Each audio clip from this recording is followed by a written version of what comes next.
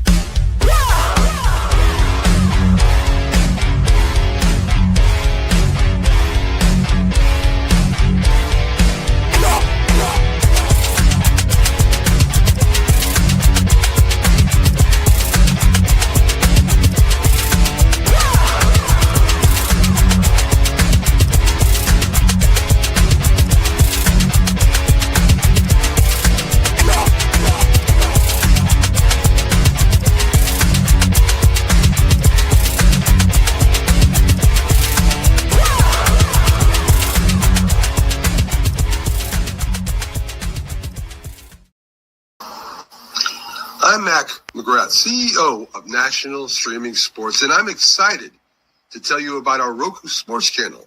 Already has over 12,000 followers, 20 podcasts, over 70 weekly shows, and a 3.4-star rating.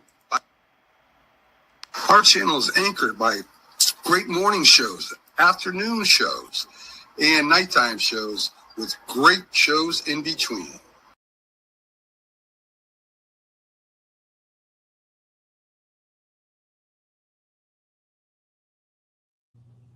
And a good Sunday morning sports podcast to you guys out there in podcast land. I am your host, BA. I have along with me Sonia from Legal Score, James J. Train Martin, Keith Engel, TGI Sports, and extraordinaire Jack Hirsch. Hope you gentlemen and ladies are doing well this morning. This show is going to be dedicated to the remembrance of our founder, John Mac McGrath. Our prayers are always to be with his wife, Linda. We'll be airing tributes to Mac at 25-minute mark, as well as just before we end the show. If anybody in the panel wants to say or wants to come in and say anything, or even in the comments want to say anything about Mac, your comments are welcome. So there it is. If anybody wants to say something right now, it's good because we're going to be jumping into sports basically immediately. Double negative. All right. But yeah. Well, I could just say, I mean, Mac and myself had great chemistry. But if Mac were here now, he'd be starting off the show with the Knicks beating the Atlanta Hawks as the first thing. And it would be driving me crazy with the Sixers playing the Celtics last night. We'd be going back and forth backstage. But we always covered everything. We had a ton of laughs. I mean, seeing them come up there on the screen, coming back to life, you know, internally, you know, brought a big smile inside. I don't know how I looked on the outside, but I was certainly smiling on the inside seeing them again. Yeah, I'd like to piggyback on that. Extremely appreciative to have met all of you on this panel through Mac. And I just think about all the opportunities he's presented in knowing him. Like it was like a spider web. It just grew, still growing. And, you know, Miss Linda, we always think of you. I'm always keeping you in my prayers, just like I know everyone else is. But it's still unbelievable to me, at least, you know, that he's not here in the physical. But I do know that he is ever present in the spirit. And so I'm just extremely appreciative and grateful for the opportunity to be able to honor such an incredible man on today. And I'll just add, I started in with Jack and Mac as a guest spot. Linda reached out to me after I started my show in 2020. What was one show turned into every single Friday and then turned into every single Monday on the predecessor to this show. And, you know, I miss Mac every week. And I think about Mac a lot because I got Jack, you know, in the will. So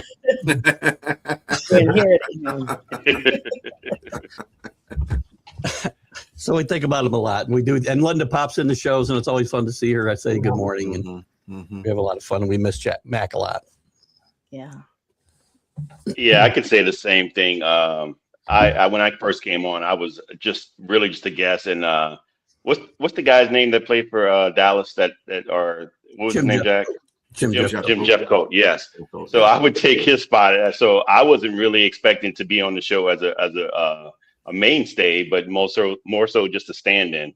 And the more that I would come on, I'd come on because I started with Sonya and Friday with the Fellas and just guesting, with her, and I was very thankful for that. But to be introduced to Mac and to be able to come on early in the mornings, I would come on with him maybe about 20-30 minutes ahead because I didn't know what time to be on, because Mac always seemed like this serious guy where you didn't know whether or not he was just like cool. And then of course I see some interactions between him and Jack, and I'm like, wow, man, I don't want to be in the mix of that like that.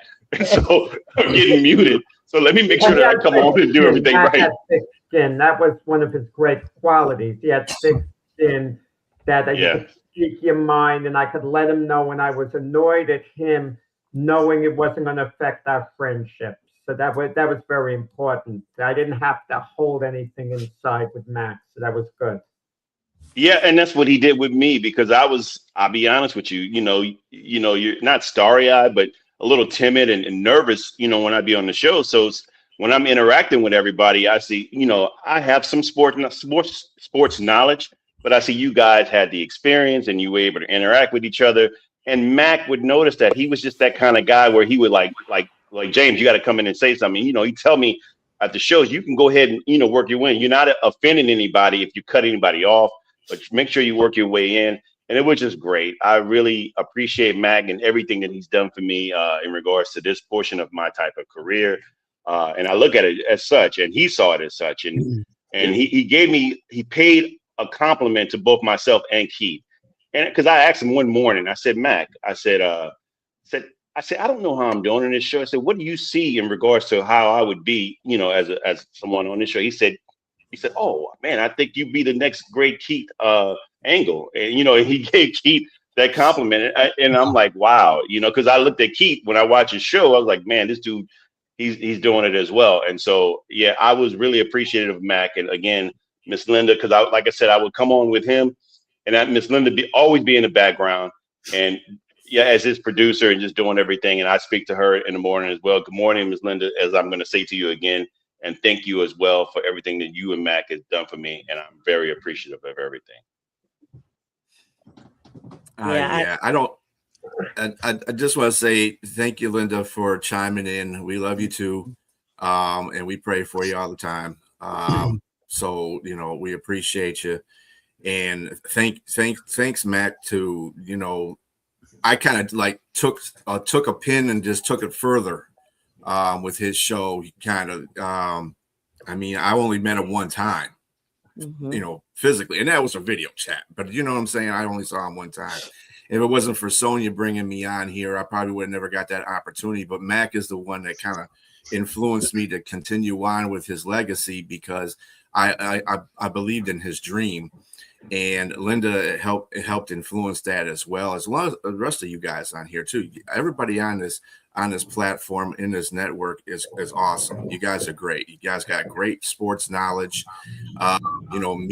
We're trying to bring new things on there. Sonya with her legal shows, and me and James with TV. I think this is something that Mac envisioned this podcast network to be, not just sports, but with added stuff on it. But I enjoy doing it.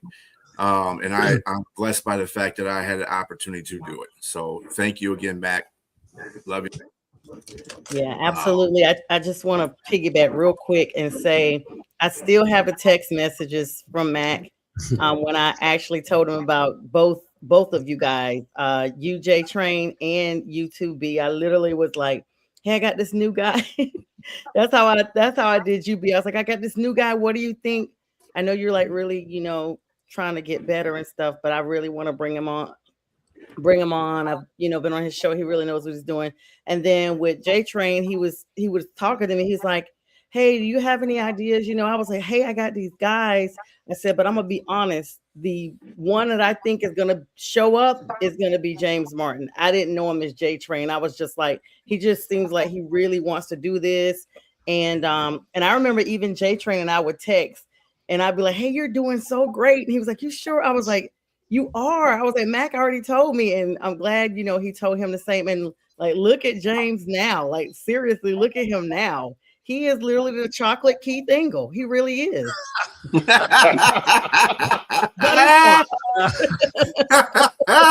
That's a moniker you'll never get rid of, James. I'm gonna. I'm not touching that one. I'm keeping you could talk about all you want, but the chemistry Mac had with myself, Mac and Jack, how funny it was, I think, was the centerpiece. The way we would go at it, that would go beyond sports. We'd be getting into arguments about whether you should tip $1 or not at Dunkin' Donuts if someone just comes with a donut, and I'd argue, I'm not tipping a buck. If I'm getting one jelly donut, Max says you throw in a buck as a tip. And I said, I'm not going to do that. I'm getting one donut. Come on. Oh yeah, I've watched some of the back shows with Mac and with all you guys in it. And I love the back and forth that you guys, the banter that you guys had. It is hilarious, especially with Keith and Jack with Mac. Those were some hilarious shows that I watched. Jack is awesome. I got to tell you something. We love you, Jack. And a lot of times that you kind of do, I think you do it on purpose too. You kind of get under our skin just to see how we're going to react, and I think that's a really good thing. You become a little more grumpier as you get older, but fortunately, I could put the brakes on my grumpiness. It might last a few hours, and then I could. Because I know the way I'm acting, Can we work on it from 8 to 9 I've on seen some Fridays? people getting older, their grumpiness is out of control, and there's no going back. And I'm sitting right here, Jackie. I'm listening to this. I mean, but Mac did things out of the box, but a little unusual. But that's good. It's good sometimes you do things out of the box because that's how people achieve greatness at times. And he didn't have a big ego. For example, when he had Phil Simms on as a guest, he could have had Phil Simms alone have done the show, and he asked me to come on and do it with him with Phil Simms, and that was kind of prestigious at the time because Phil Simms was working for CBS, big time broadcaster, obviously famous quarterback, and there were loads of fun. We had loads and loads of fun. I'm just grateful that B has taken the vision and just literally taken off in a way I could never have imagined. I mean, he literally, I'm sure Mac would be extremely proud. Now, I would tell Mac, I think it's time to get to the big game last night because, with this love fest, eventually we're going to lose the viewers. They enjoy the warms their hearts, but I think people are now, and I think Mac would have gotten into the sports part by now, but I'm glad we had this segment. And this is the part that Mac would say he would mute Jack's button. This is where Mac. Where's my mute button? You're probably still. Never mind. Jack, hold on a minute. You would have been quiet at that stage. You weren't talking. That's right. I would have. Yeah. You're right. Yeah. But in moving on for a little bit here, we do have sports that we do have to get to. Thank you, Danny and Rick and Chris for chiming in. All the time. Danny just starts to he likes to stir the pot.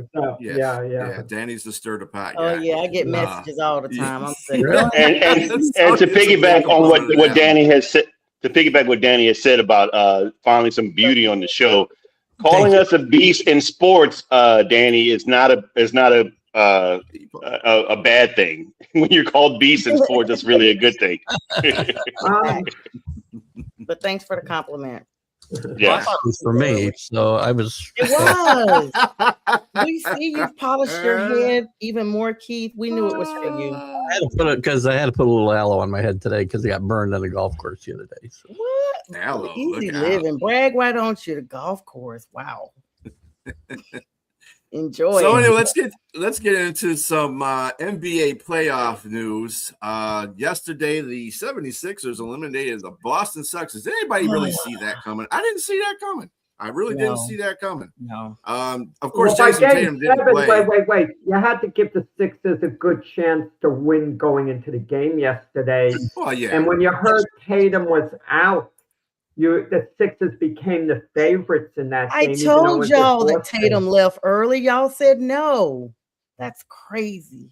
Tatum didn't play at all. See, the previous game, I was talking to B and James, and I said, I saw somewhere that he left, and I thought they said he came back, but I'm like, okay. When I saw the game, the recent game, I was like, looks like he really did leave. I was a shock. But I knew without Tatum, that would be it.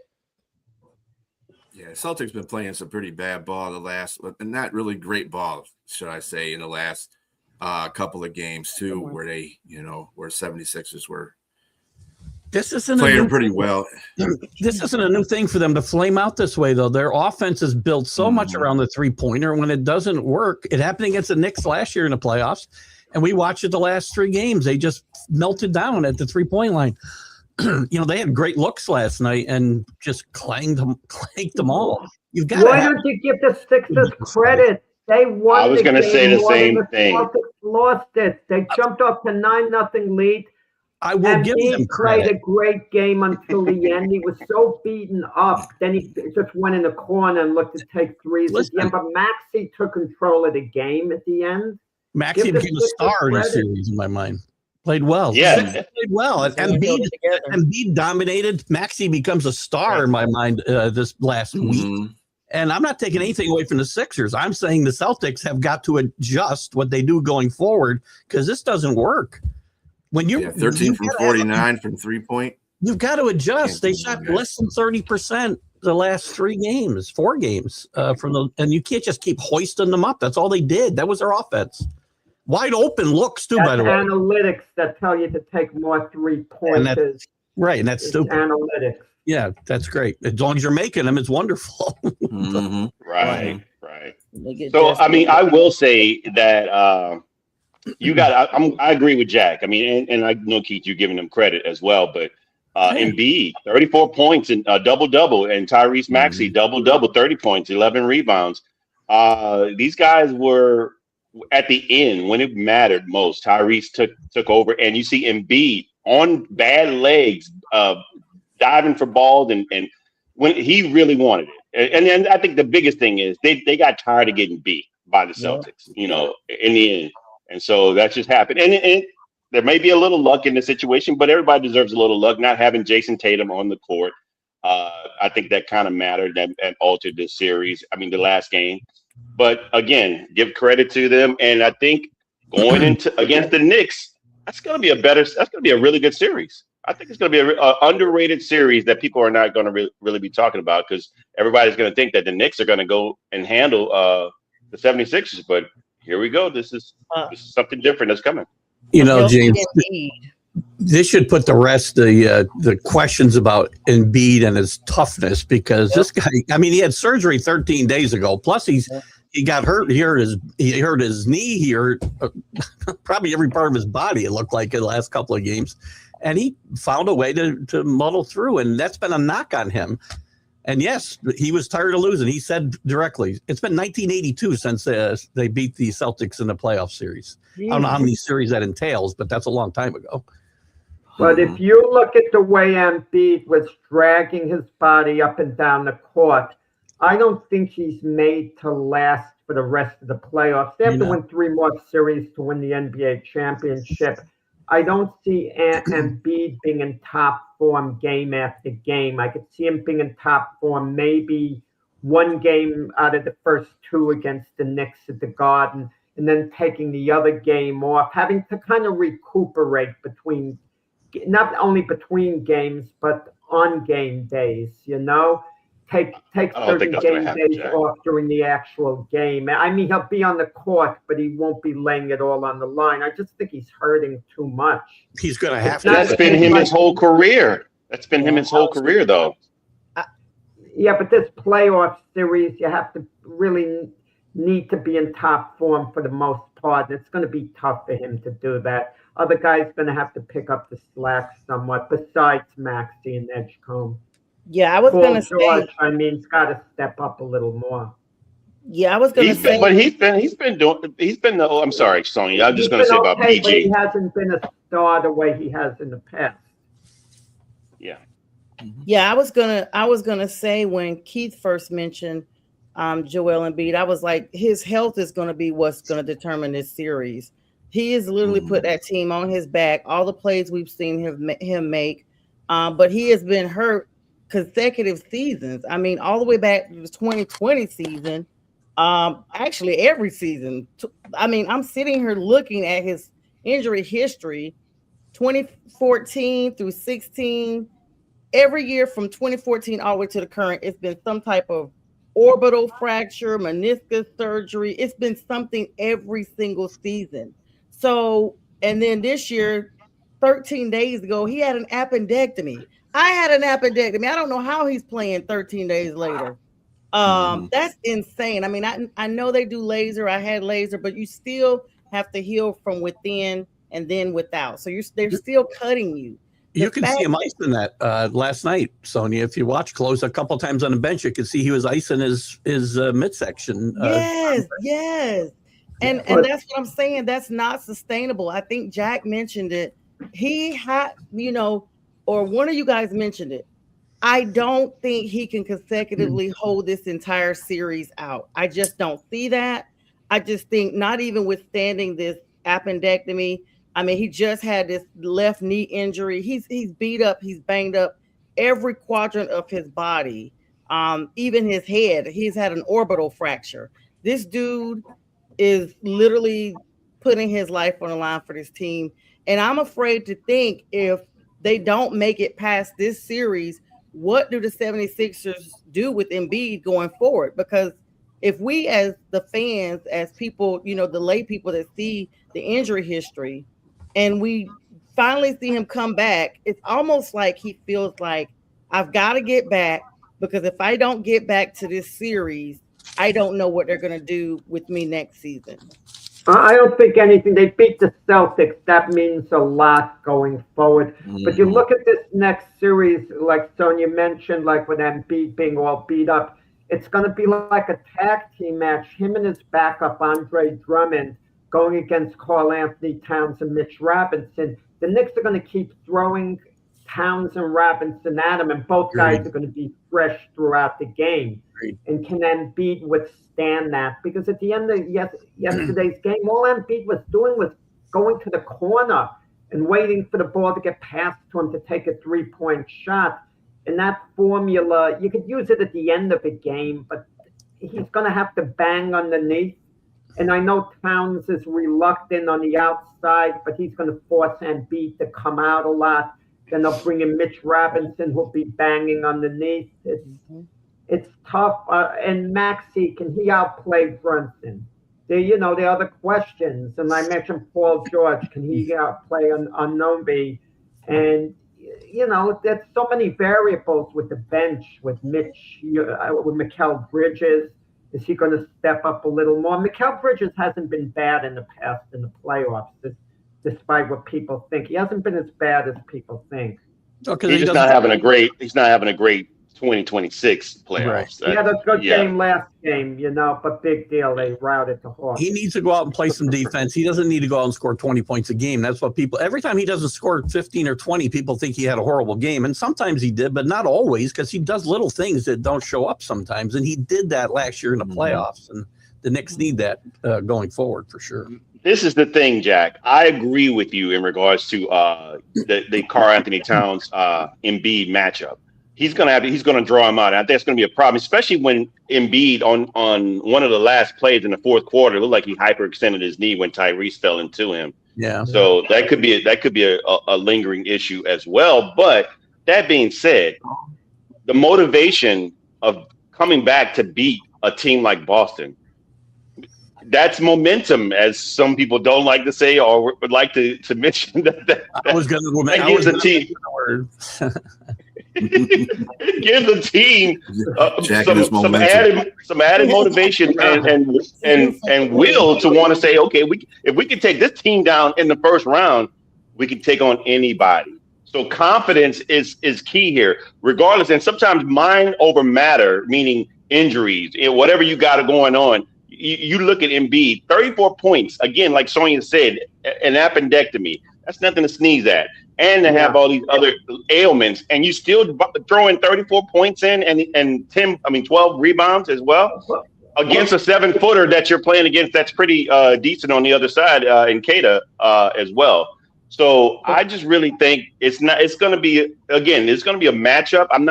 They're not going to get beat down, but I can see a 6 or 7 game series as well. Yeah, it's going to be a tough series. It's going to be a tough series, and one of the Sixers might win. I'm not discounting their chances, but with Embiid, like Sonya mentioned, when someone has all those physical ailments and they're so beaten up, and yet they lay it on the line the way he did, you can't lay it on the line for a long, long period of time. For short intervals, for a couple of games, or for one series, you could give it everything you have, but then you kind of collapse. Like your man Isaiah in that famous Game 6 against the Lakers. He laid it all on the line against all odds. Jack cannot go through a cast without saying Isaiah. Well, he or my man Isaiah, right? Exactly. Oh, by the way, I saw a tape last night. John Sally saying, Jordan had nothing to do with him not being on the Dream Team. John Sally, Isaiah's teammate. And his buddy at the Pistons, by the way. But you could lay it on the line for like a couple of games. He wanted so badly to beat the Celtics finally Embiid. Now that he did it, you have a letdown. No, I'm not so sure. And he's not going to be he's going to be motivated for some games against the Knicks. It won't be the same way. He's not going to play to the point of collapsing every game unless it gets to a 6th to 7th game again.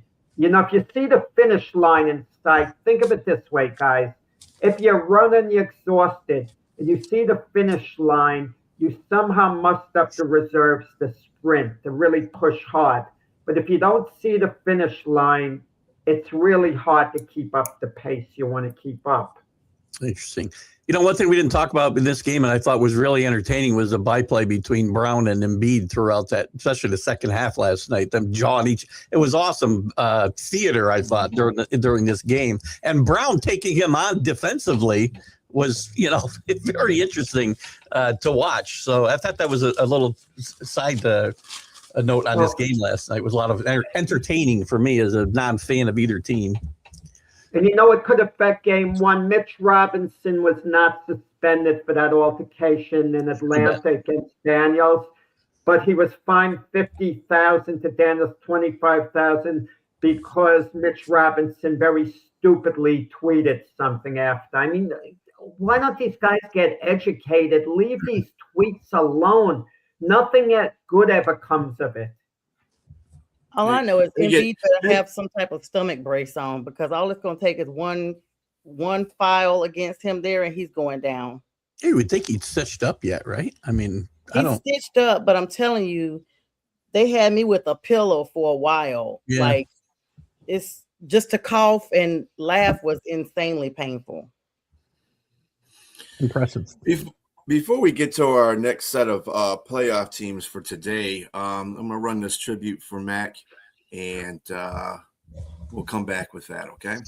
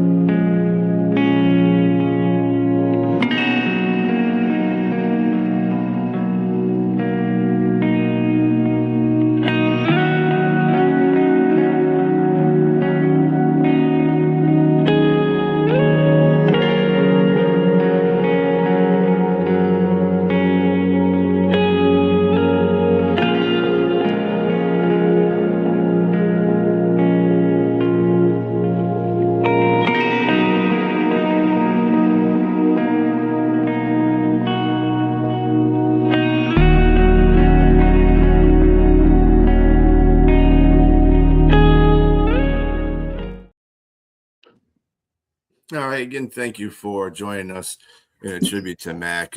Again, love you, Mac. Rest in peace, brother. We'll be seeing you soon. Matt was the coach there. You know, like we were the players. Mm-hmm. Matt was the coach. Mm-hmm. Without a doubt. I agree with that. Yeah.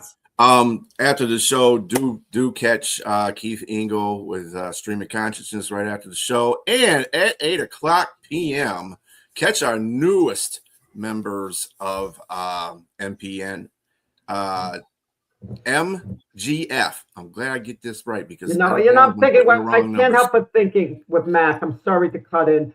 What type of coach was he? Would he be like a Dean Smith or Bobby Knight? You know who I think he would be like?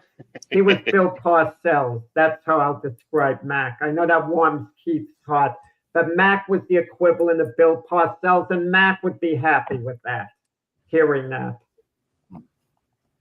I agree. All right, so getting to our second half of our NBA talk right here.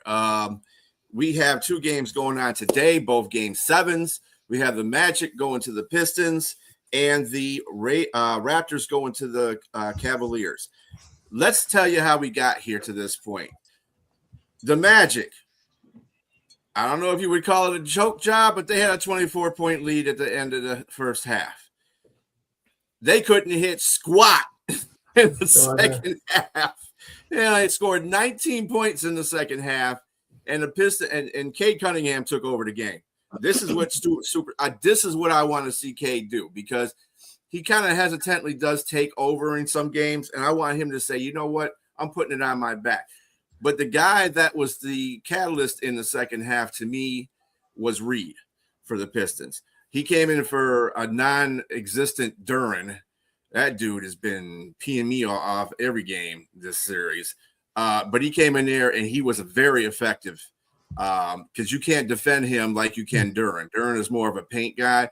Reed is an outside shooting guy as well, and an inside shooting guy. So they couldn't really defend against him, and it kind of changed the perplexity of their defense, Orlando. But still, you missed 23 straight shots, and they had some wide open shots too. That it's like the Pistons didn't play them a lot on the wide. They have really had trouble defending the 3-point line the Pistons have, and that's where Orlando's been making their magic at, pun intended. Oh, yeah.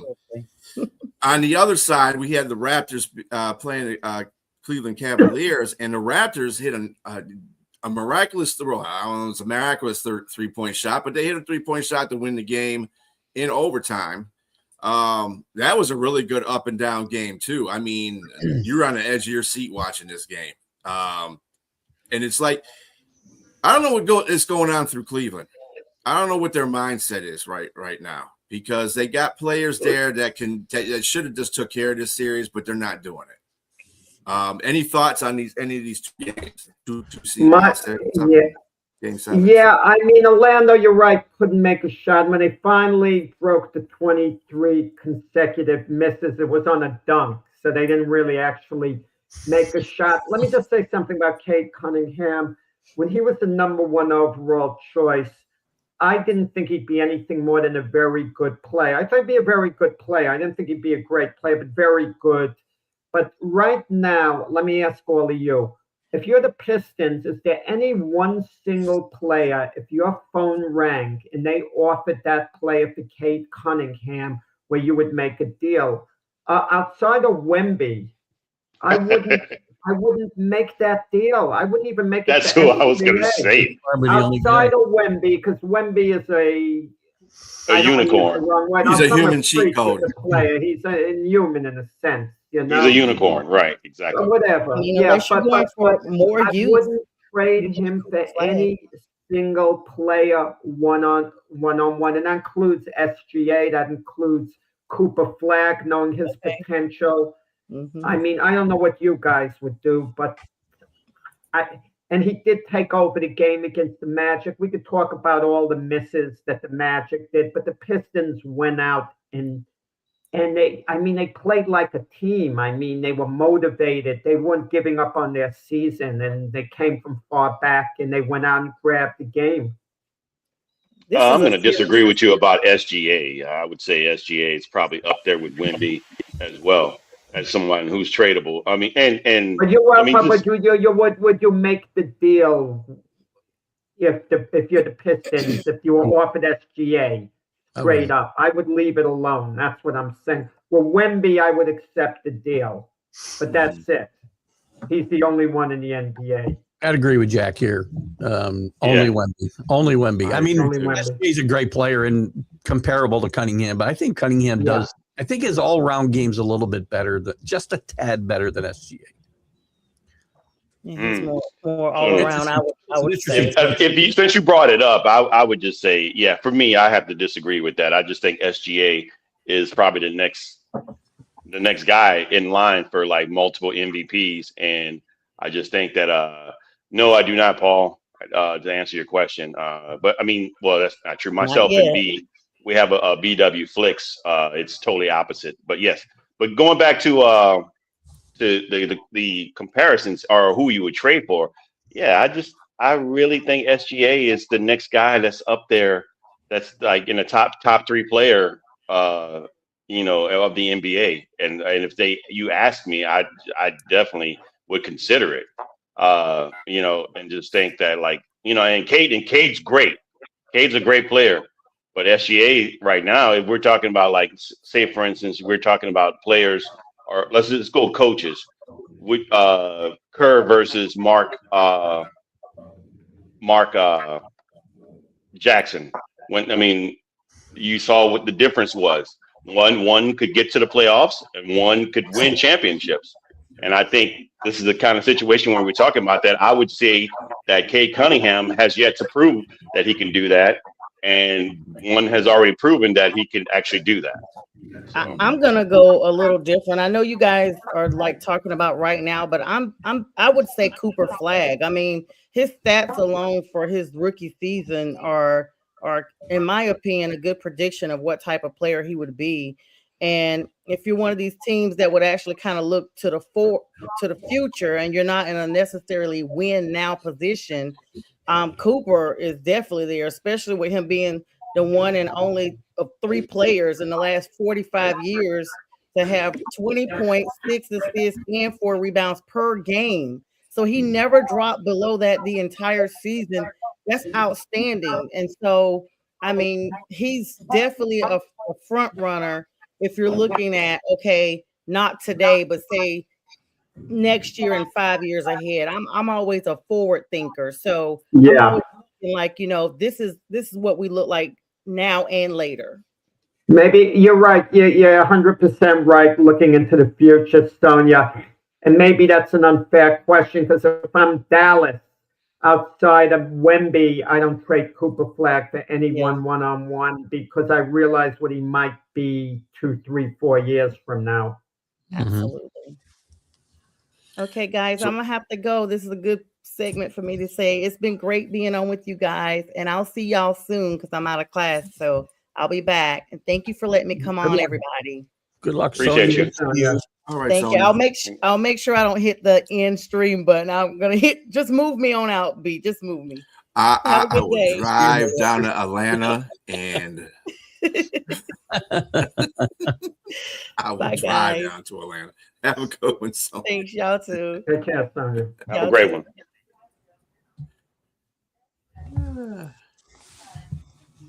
All right. So the second game, the Toronto versus Cleveland. This is a kind of a series that really, I mean, I think more people are paying attention to Cleveland, not as much as Toronto, rightly so. But now you have to kind of adjust your focus to Toronto because they are playing some pretty good ball in some spots, and they're making this a competitive series. Nobody thought that was going to happen. What is your feelings about this? Because I think Toronto can beat Cleveland in this. These are two very evenly matched teams in my mind, and Toronto's got it's like a different hero. It seems almost every night, and I think I think they played more consistent basketball in the series than Cleveland. And we've got the James Harden lugging around the monkey on his back, which I don't understand. I just don't understand how he goes into this funk. It feels like every playoff season, and he's not even the guy. I mean, Donovan Mitchell's the guy, and you'd think that he'd be able to take a little bit of a breath here and step forward, and he just hasn't. Maybe there's a game I missed that he kind of really stood out, and I haven't seen it. And this Toronto, I love that RJ Barrett, by the way, got this game-winning shot the other night. Reminiscent of Kawhi Leonard a few years ago, a very similar shot in the playoffs. And RJ Barrett's kind of gotten lost. I mean, that Toronto, and I think Jack brought this up Friday. I think Jack brought it up Friday.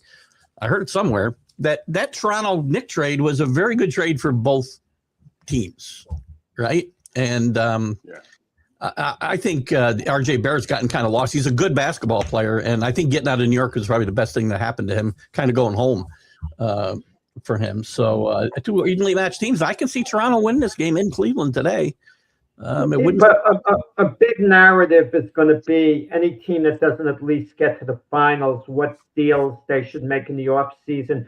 But sometimes the best thing could be to run it back. It would be a disaster if Cleveland loses Game 7 to Toronto. The season's a whole waste, especially last year when they won 64 games and got bumped out of the playoffs. They disappointed. And to lose to Toronto this year, are you kidding me? But what choice would they have but to run it back? They got Harden in season. They have Donovan Mitchell. They have a really good coach in Kenny Atkinson. But if they don't get it done, I mean, shouldn't the blame go elsewhere outside of James Harden? Shouldn't we hear about Jared Allen, who I personally love and wish the Nets never got rid of? Yeah, shouldn't he take some accountability? Mobley, or well, let's look at Cleveland star Donovan Mitchell. Mobley. Why are we blaming Harden? We expect him to carry the Cavaliers. He's not the man on that team. Played pretty well. Donovan Mitchell. He did. I agree, Keith. He played pretty well. I think Mobley and Allen, I think in limited opportunities, they both shot the ball well. I mean, again, it's not all about they got to win. This is more important for Cleveland than Toronto to win today. No one's taking Toronto's title hopes seriously. In a way, they're playing with house money. They lose a 7-game series to the Cavaliers. You go home. The season's been fun. If the Cavs lose, it's a washout. Even like the Pistons and Magic, if the Pistons should lose this game, big disappointment. But not many people were thinking the Pistons could win the NBA title going into this season. Disappointment. They have a lot to look forward to the Pistons next year. But if Cleveland's made to win today, now, if they don't get it done now, when the heck are they going to get it done? And I just don't know. I have a lot of doubts. I have a lot of doubts that they're going to get it done at all. I think mainly the biggest thing nobody pointed out, to me, it seems like chemistry is the problem. You put great names in there. You put these players in there. But, I mean, like James Harden, Donovan Mitchell, Allen, and Mobley.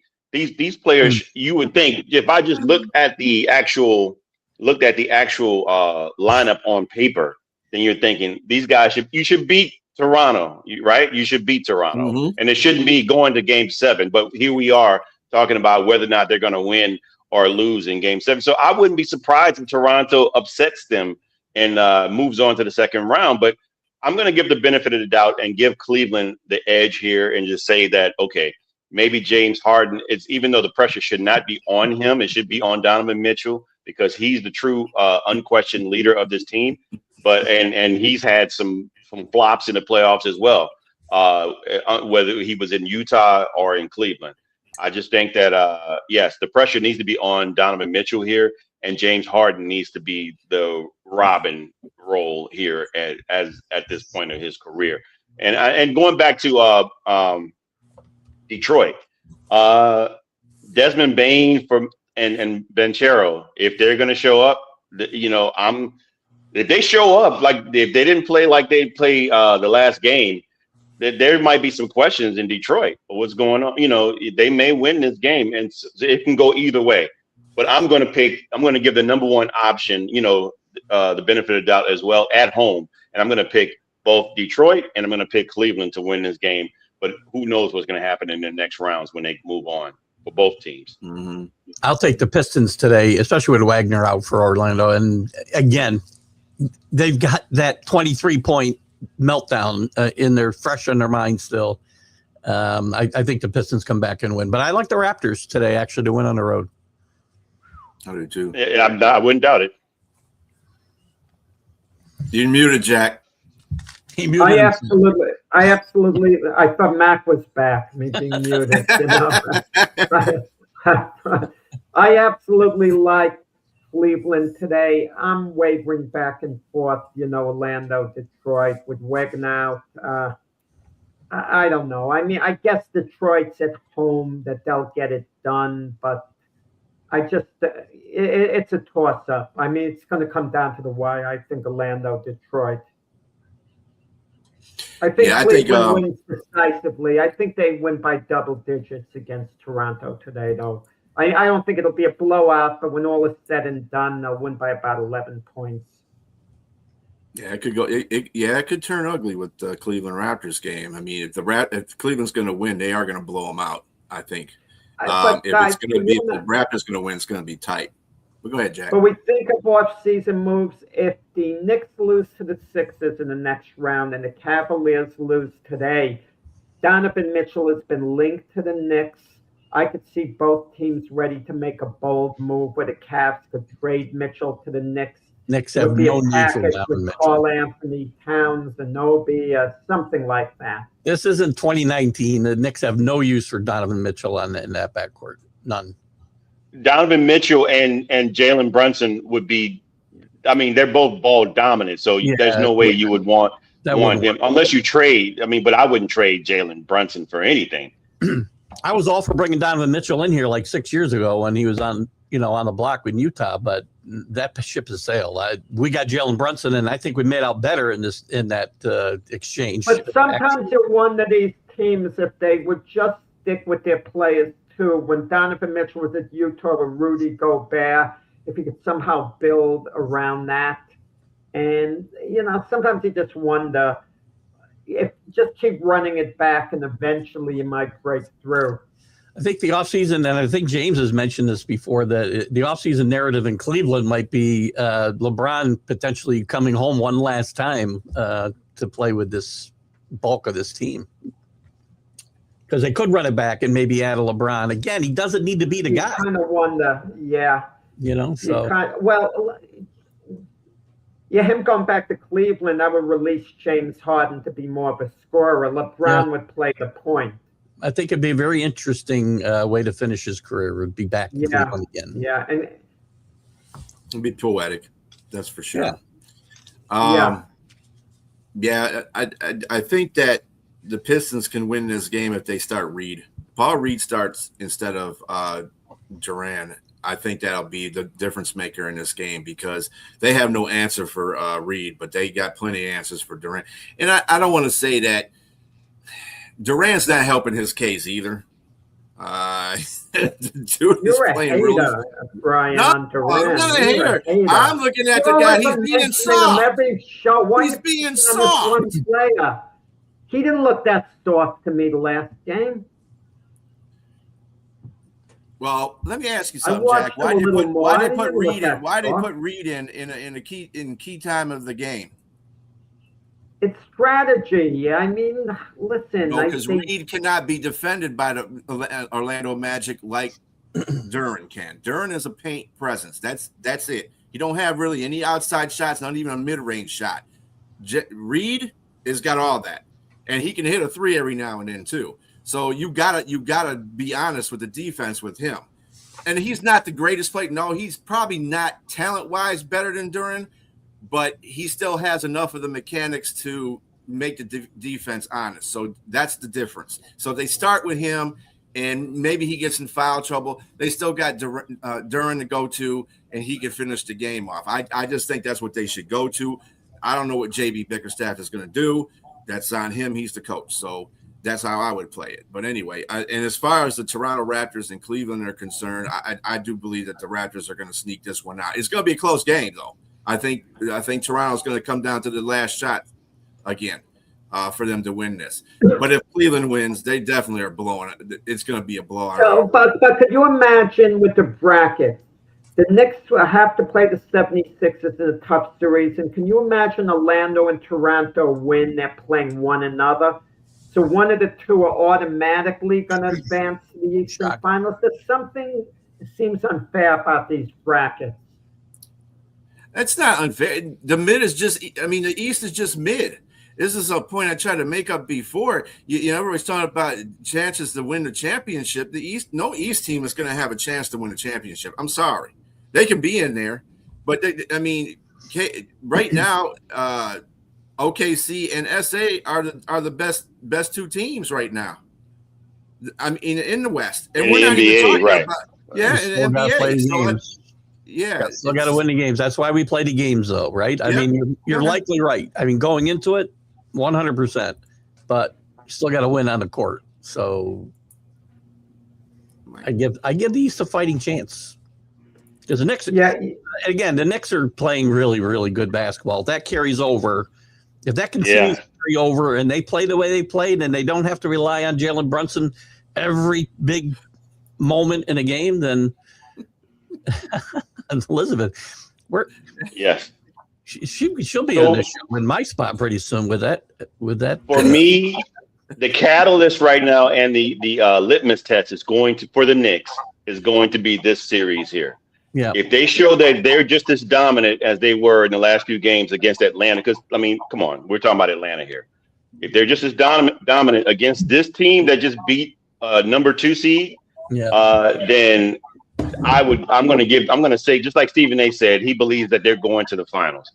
I mean, it's not hard to do coming out of the East, but I'm going to give them credit and say I will pick them to go forward to the finals going forward if they could beat this team the way they beat Atlanta. I think OG is the key because he needs to play. They need to take the reins off him. They rein him in too much. You saw what a great player he is. He's a star player, and he plays a role on this team and always has since he got here. Sometimes injuries have contributed to that, but it's mostly by design. He's played in the background and done it well, but he's a star in this league, man. When you unleash him, don't get a little carried away. OG is a pretty good player, but don't make it on this league. He's very, very. Get out of here. I agree with Jack on that one. I mean, you get carried. I don't know. Carried away. Let's put this. In a trade if the Knicks lose this series. Knicks fans. You don't think Jack that if he had. I would trade in a moment if the Knicks get eliminated here and the Lakers do too. I would put together a deal where OG went to the Lakers for Austin Reeves. I would do that. I'm not sure. I'm not sure. Anunoby's a better defender. Austin Reeves has no defense. Yeah. Austin Reeves has a little more firepower. And I don't think but I don't think Knicks fans have gotten to see what OG can do because again, we've got to see what he could do. He's been with us for a while. Because I'm with Keith. I'm with Keith. And let him play his full game. And you saw a little bit of it the other night, though. If he was if OG was truly a potential star, Toronto never would have made the deal with the Knicks. They knew Barrett and Quickly were good players, but they're not going to trade. For example, the Raptors wouldn't trade Scotty. They wouldn't have traded Scotty Barnes to the Knicks, someone like that. They didn't look at Anunoby as being that type of Scotty Barnes type talent. Let me say that I agree with Keith. Let's just look at the situation like what James Harden was when he was with two great players in OKC when they were young, and he left to go to Houston. When he left to go to Houston, I didn't know he was that good. It was hidden. It was hidden because again, he came off the bench. So he came off the bench. So imagine Anunoby in a situation where he's outside of Karl-Anthony Towns and Jalen Brunson, and he'd probably be a superstar or a star, or at least a star. You mentioned that Brunson is holding some guys back because he takes over the whole offense, but not Karl-Anthony Towns. Don't involve him in this. He's not. No. I'm just saying. Karl-Anthony is definitely already a superstar in his own right. Is what I'm saying. Those two players. I'm saying if you had to name the players in order of superstar in any right. Come on. I mean. Okay. I don't know. He's a good Robin to Brunson's Batman. I'll put it to you that way. listen, if the Knicks get eliminated, we might want to call you Pelicans and offer a 1-for-1 snap and Nobi for Zion. You never know. That's not happening, sir. That's not happening. You wouldn't make the deal. You just put a Nobi. That's not happening, sir. He was a one. Yeah, I said a star. Zion has a ceiling. Zion has a ceiling to be a superstar if he's not hurt. So stop. I am man. so glad, Jack, that you are not the GM of the Knicks because you my goodness. every asset the Knicks have for somebody. Well, else. he's trying to be sarcastic. He's trying to be sarcastic. No, I'm saying let's see what goes on the rest of the playoffs. If the Knicks win the NBA championship, I'm not touching anything. But if they lose to the Sixers, they clearly got at least tweak the team. Check. Thank you, Danny. Wait. I'm saying a Nobi going for Zion. Wait. Just saying my move is bad. That's horrible. James wouldn't make my move. He wouldn't trade Zion for Nobi. Well, yeah, I just want to say he was being sarcastic. He was being sarcastic, right? But I'm not saying. I'm just saying Anunoby would definitely, if he came from under the shadow of those two players, he would blossom. I think. 100%. I agree with Keith. Yeah, but that's anyone. You give them an opportunity. That's not anyone. Any team is going to have one player that's going to stand out because someone's got to score the points. Someone's got to get the rebounds and the assists. Like Zion in Memphis, right? Yeah, or wherever he is. Where he's Be nice, Danny. Nice. You've been bringing up, I know James would want some like Jay Morant on his team. I was hoping that he did come. Honestly, because if James will point to the stat line, and point. Look at his statistics.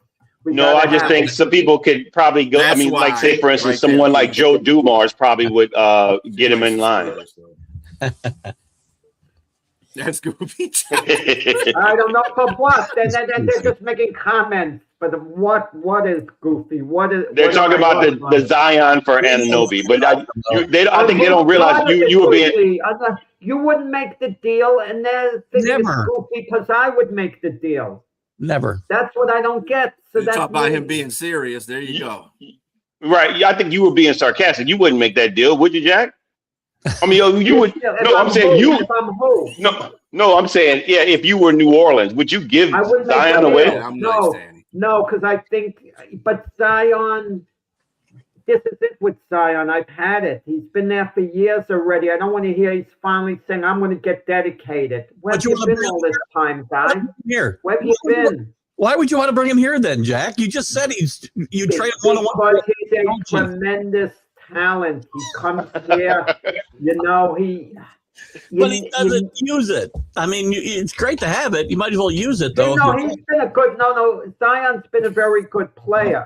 Don't get me wrong. He has been a very good player, but he hasn't been anywhere near the player we thought he was going to be coming out of college.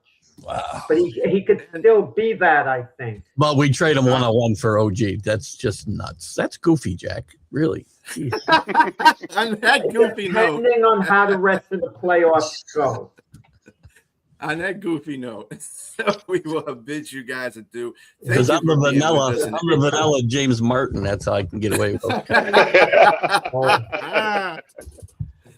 It's not bad, Jack. Jack, it's not a bad thing. I don't touch any of this stuff. I mean, yeah. I learned a lesson. I'm reading a book quickly on LeBron now, and LeBron tried to label Phil Jackson as being a racist, and I don't like Phil Jackson. Don't get me wrong, because Phil Jackson said, "Oh, LeBron's with his posse." Posse, yeah. So yeah, I mean, and I like LeBron more than I like Phil Jackson, but I thought LeBron was out of line, with that. That's a little out of line, yeah. But again, anyway, back onto the fact that we have to close this show, and it's been a very good show, by the way. Thank you, everybody, for who participated. Again, catch Keith Engel right next with the Stream of Consciousness, and also check out MGF tonight at 8 p.m. And we love you, Ms. Linda. Yep, we love you. We love Mac and you, Linda. Yes. Everybody have a great rest of your Sunday. We'll see you next Sunday.